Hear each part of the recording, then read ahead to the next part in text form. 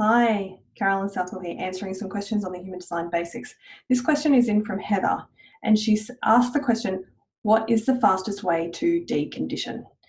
Now, if you've been working with human design for a little while, or you've been following my work with human design, you'll know that I talk a lot about the importance of deconditioning or unlearning all of the things that you have been taught about how you need to be in the world when you discover that what you've been taught doesn't match your human design.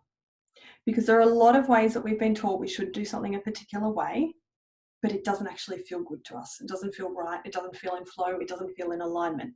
So those are the places that we need to be actively deconditioning if we're going to live into the highest, fullest, most authentic expression of ourselves and live our soul purpose and all of that good stuff.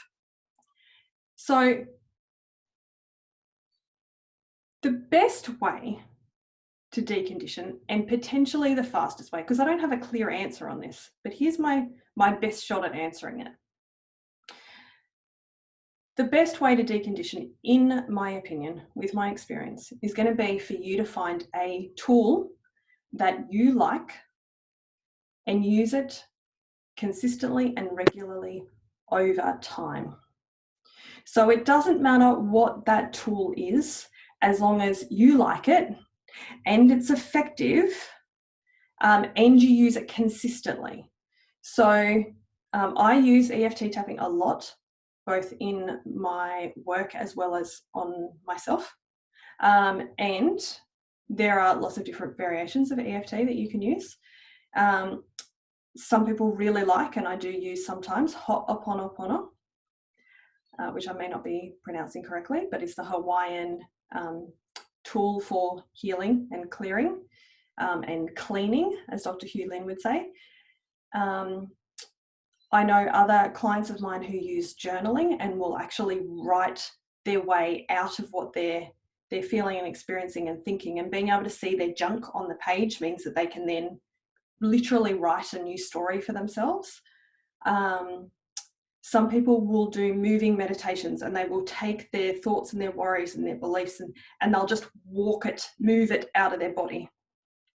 You can do it through movement therapy, dance therapy. You can take it to the yoga mat. There are lots and lots of different ways. I has to say that there's probably literally hundreds of effective tools, but you've got to find something that works. You've got to find something that works for you, and then you've got to use it consistently. So none of this one-hit wonder, like I'm going to go to the gym and get a set of abs and I'm going to go once and then I should suddenly have this six-pack. No, just like the results of the gym, the results of deconditioning come from doing the thing that feels a little bit uncomfortable that you know will get you results, and then doing it again and again and again and again and again. So the fastest way to decondition is going to be also the best way. It's going to be finding a tool that you like, that's effective, using it regularly and consistently. And again, if you're for regularity and consistency, that also depends on how you're wired.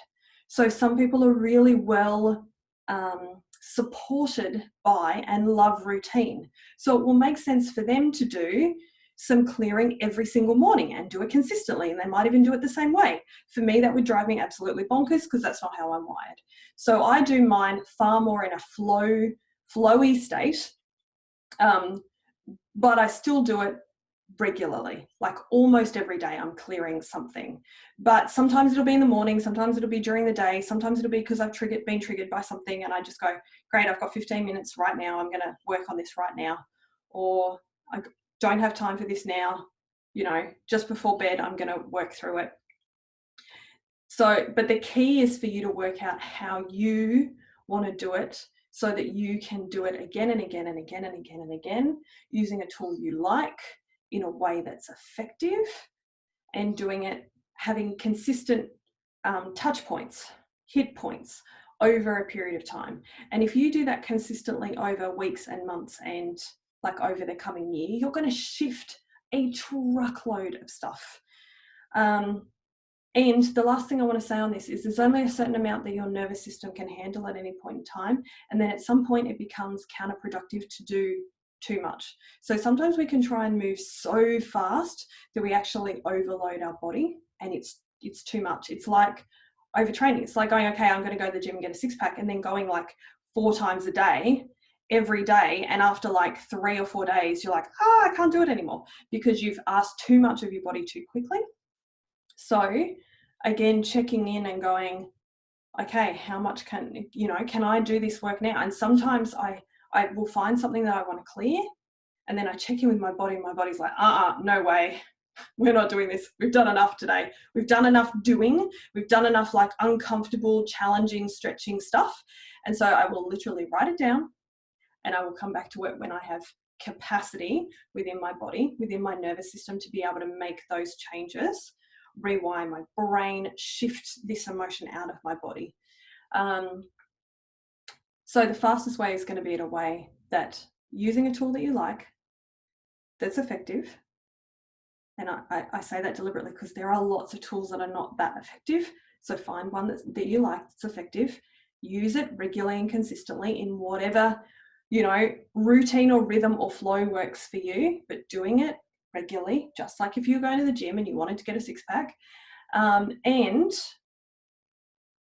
the last thing, making sure that you are leaving enough space for rest. So if you check in with your body and your body goes, we're not doing this right now, sweetheart, then rest. Come back to it tomorrow. Because the changes happen just like with physical exercise. It's such a good analogy. The changes come from making sure that you're doing enough of the work to change, and you're giving your body enough time to rest and integrate. Hope that helps.